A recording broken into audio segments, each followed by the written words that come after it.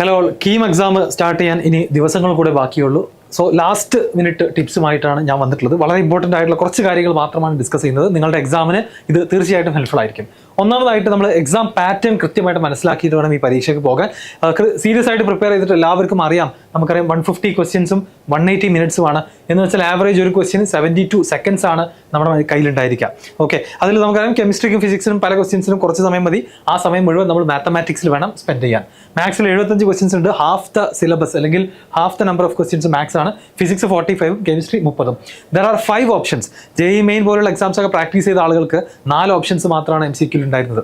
അതുകൊണ്ട് തന്നെ അതിൽ നിന്നും വ്യത്യസ്തമായിട്ട് 5 ഓപ്ഷൻസ് ആണ് കീമിൻ്റെ എക്സാം ഉണ്ടായിരിക്കുക എന്നുള്ള കാര്യം മറക്കരുത്.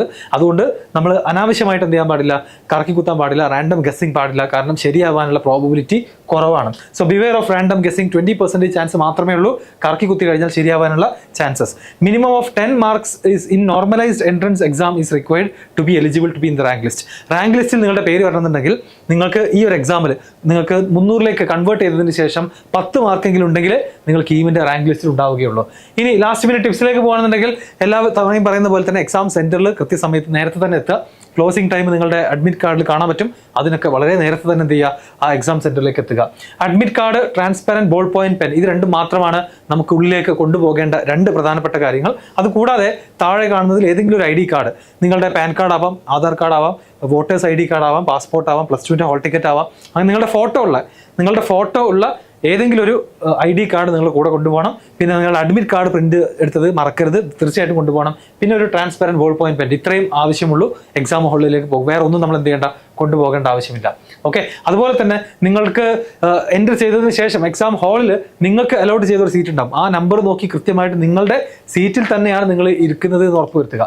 പിന്നെ പെൻസിൽ, ഇറേസർ, ഒരുപാട് ആളുകൾ ചോദിക്കുന്നതാണ്. നോട്ട്ബുക്ക്, അതുപോലെ തന്നെ ലോഗരിതം ടേബിൾ, കാൽക്കുലേറ്റേഴ്സ്, ഇതൊന്നും എന്ത് ചെയ്യേണ്ട ആവശ്യമില്ല, നമ്മൾ എക്സാം ഹാളിലേക്ക് കൊണ്ടുപോകേണ്ട ആവശ്യമില്ല. ആകെ അഡ്മിറ്റ് കാർഡും നിങ്ങളുടെ ID കാർഡും അതുപോലെ തന്നെ ബോൾ പോയിന്റ് പെന്നിൻ്റെ ആവശ്യമേ ഉള്ളൂ. റഫ് വർക്ക് ചെയ്യാനുള്ള പേപ്പറുകളൊക്കെ എക്സാം ഹാളിൽ തന്നെ എന്ത് ചെയ്യും, പ്രൊവൈഡ് ചെയ്യുന്നതാണ്. Do not use computer keyboard. Computer keyboard നമുക്ക് ഈ ഒരു എക്സാമിന് എന്ത് ചെയ്യേണ്ട ആവശ്യമില്ല, ഉപയോഗിക്കേണ്ട ആവശ്യമേ വരുന്നില്ല. അൺനെസസറിലി നമ്മൾ ആവശ്യമില്ലാത്ത കീ കോമ്പിനേഷൻസ് ഒക്കെ പ്രസ് ചെയ്തിട്ട് എക്സാം ഇൻറ്ററപ്റ്റ് ആവാനുള്ള ഒരു ചാൻസസ് നമ്മൾ കൊടുക്കേണ്ട ആവശ്യമില്ല. മൗസ് മാത്രം ഉണ്ടെങ്കിൽ തന്നെ നമുക്ക് എക്സാം അറ്റൻഡ് ചെയ്യാം. ഓപ്ഷൻസ് ഒക്കെ സെലക്ട് ചെയ്തുകൊണ്ട് നമുക്ക് എക്സാം സബ്മിറ്റ് ചെയ്യാവുന്നതാണ്. If necessary you can use the virtual keyboard on the screen. സ്ക്രീനിൽ ഒരു വിർച്വൽ കീബോർഡ് യൂസ് ചെയ്യാനുള്ള ഒരു ഓപ്ഷൻ ഉണ്ട്. അപ്പോൾ കീബോർഡിൻ്റെ ആവശ്യം വരികയാണെന്നുണ്ടെങ്കിൽ നിങ്ങൾക്ക് ആ വിർച്വൽ കീബോർഡ് യൂസ് ചെയ്യാവുന്നതാണ്. ഫസ്റ്റ് 15 മിനിറ്റ്സ് ഒരു മോക്ക് ടെസ്റ്റ് ആയിരിക്കും. ആ മോക്ക് ടെസ്റ്റ് 15 മിനിറ്റ് അറ്റൻഡ് ചെയ്തതിന് ശേഷമാണ് നമ്മുടെ ആക്ച്വൽ എക്സാം എന്ത് ചെയ്യുക, സ്റ്റാർട്ട് ചെയ്യുക. അപ്പോൾ ഈ 15 മിനിറ്റ് നമുക്ക് ആ ഒരു യൂസർ ഇൻ്റർഫേസ് കൃത്യമായിട്ട് മനസ്സിലാക്കാൻ, എങ്ങനെയാണ് എക്സാമിൻ്റെ ക്വസ്റ്റ്യൻസിൻ്റെ ആൻസർ സെലക്ട് ചെയ്യുന്നത്, നെക്സ്റ്റ് ക്വസ്റ്റ്യനിലേക്ക് എങ്ങനെ പോകാം എന്നുള്ള കാര്യങ്ങളെല്ലാം മനസ്സിലാക്കാൻ ഈ 15 മിനിറ്റിൻ്റെ മോക്ക് ടെസ്റ്റ് നിങ്ങൾ കൃത്യമായിട്ട് അറ്റൻഡ് ചെയ്യുക. ടോട്ടൽ നമ്പർ ഓഫ് ക്വസ്റ്റ്യൻസ്, അതുപോലെ തന്നെ അറ്റംപ്റ്റ് ചെയ്ത ക്വസ്റ്റ്യൻസിൻ്റെ എണ്ണം, റിമൈനിങ് ടൈം തുടങ്ങിയ എല്ലാ കാര്യങ്ങളും സ്ക്രീനിൽ ഒരു കോർണറിൽ ഫുൾ ടൈം വിസിബിൾ ആയിരിക്കും. അതുകൊണ്ട് എക്സാം സമയത്ത് നിങ്ങൾ ടൈമിന് എത്ര ബാക്കിയുണ്ട്, എത്ര ക്വസ്റ്റ്യൻ ചെയ്തു എന്നുള്ള ആലോചിച്ച് ടെൻഷൻ അടിക്കേണ്ട. ആ ഫിഗർ എപ്പോഴും നിങ്ങളുടെ സ്ക്രീനിൽ നിങ്ങൾക്ക് കാണാൻ പറ്റും.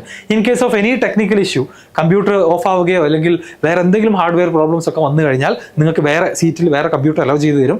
ആ സമയത്ത് നിങ്ങൾക്ക് നഷ്ടപ്പെടുന്ന സമയം ഇൻവിജിലേറ്റേഴ്സ് എന്ത് ചെയ്യും, കൃത്യമായിട്ട് അഡ്ജസ്റ്റ് ചെയ്തിട്ട് നിങ്ങൾക്ക് വേറൊരു സീറ്റ് ഒരുക്കി തരും. അതുകൊണ്ട് in case in between the exam എന്തെങ്കിലും സംഭവിച്ചാൽ ടെൻഷൻ അടിക്കേണ്ട.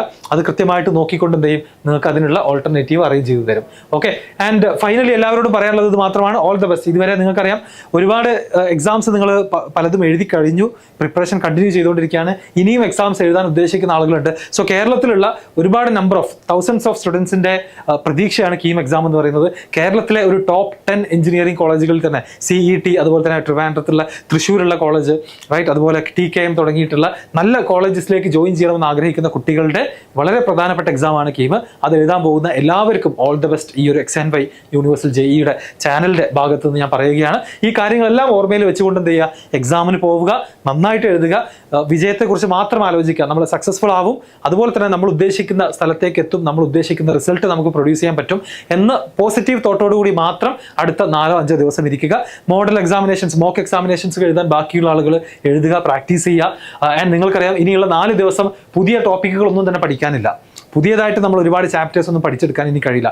പഠിച്ച ചാപ്റ്റേഴ്സിൽ കൃത്യമായിട്ട് നമ്മൾ എന്ത് ചെയ്യുക, ക്വസ്റ്റ്യൻസ് ചെയ്യുക, നന്നായിട്ട് പ്രാക്ടീസ് ചെയ്യുക, ഹാപ്പി ആയിട്ടിരിക്കുക, നല്ല സ്ലീപ്പ് റുട്ടീനൊക്കെ കൃത്യമായിട്ട് പ്രാക്ടീസ് ചെയ്യുക. എക്സാം പോകുന്നതിൻ്റെ തലേ ദിവസമൊക്കെ നന്നായിട്ട് റെസ്റ്റ് എടുത്ത് നന്നായിട്ട് ഉറങ്ങി നമ്മൾ മെൻ്റൽ സ്റ്റേറ്റ് ഏറ്റവും ഹാപ്പി ആയിട്ട് ഇരിക്കുകയാണെന്ന് ഉറപ്പുവരുത്തിയിട്ട് എക്സാമിന് പോവുക. സോ വൺസ് അഗൈൻ 2025 കീം എഴുതാൻ പോകുന്ന എല്ലാ കുട്ടികൾക്കും നമ്മുടെ ഭാഗത്ത് നിന്ന് ഓൾ ദി ബെസ്റ്റ് പറയുന്നു. ഈ കാര്യങ്ങളെല്ലാം മനസ്സിൽ വെച്ചുകൊണ്ട് എക്സാം ഹാളിലേക്ക് പോവുക. Okay, by.